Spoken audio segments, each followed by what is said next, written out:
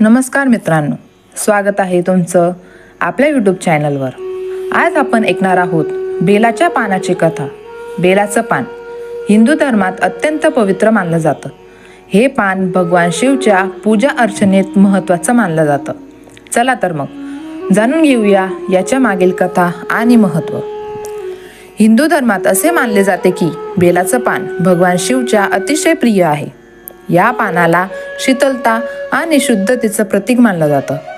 बेलाचं झाड हे त्रिदोष हरण करणारे आहेत, म्हणजेच वात, पित्त आणि कफ यांचा नाश देखील करणारा आहे।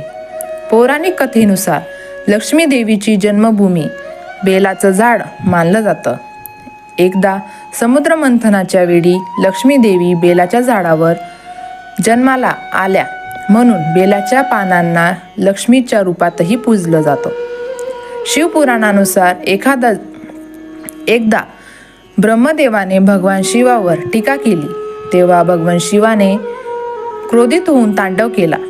त्या तांडवाच्या उष्णतेमुळे सर्वत्र अग्नी प्रकट झाली। हे पाहून देवी पार्वतीने आपल्या शरीरातून काही भाग तोडून त्याचं बेलाचं झाड तयार केलं। या झाडाने भगवान शिवाच्या क्रोधाला शीतलता मिळाली। तेव्हापासून बेलाच्या पानाला शिवच्या पूजेत एक विशेष स्थान प्राप्त झालं। बेलाच्या पानाची पूजा करताना याचं त्रिपत्रक असणं आवश्यक आहे। 3 पाने एकत्र असलेले हे त्रिपत्रक त्रिमूर्तीचं प्रतीक आहे, म्हणजेच ब्रह्मा, विष्णू आणि महेश। बेलाचं त्रिपत्रक शिवलिंगावर चढवलं जातं आणि यामुळे भगवान शिव प्रसन्न होतात। आजही आपण बघतो की शिवरात्री, श्रावण महिना आणि अन्य शिवपूजेत बेलाच्या पानाचं अनन्यसाधारण महत्त्व आहे। असं मानलं जातं की बेलाच्या पानांनी शिवलिंगावर अभिषेक केल्याने सर्व पापांचं क्षालन होतं आणि मोक्ष प्राप्त होतो। तर मित्रांनो, ही होती बेलाच्या पानाची कथा।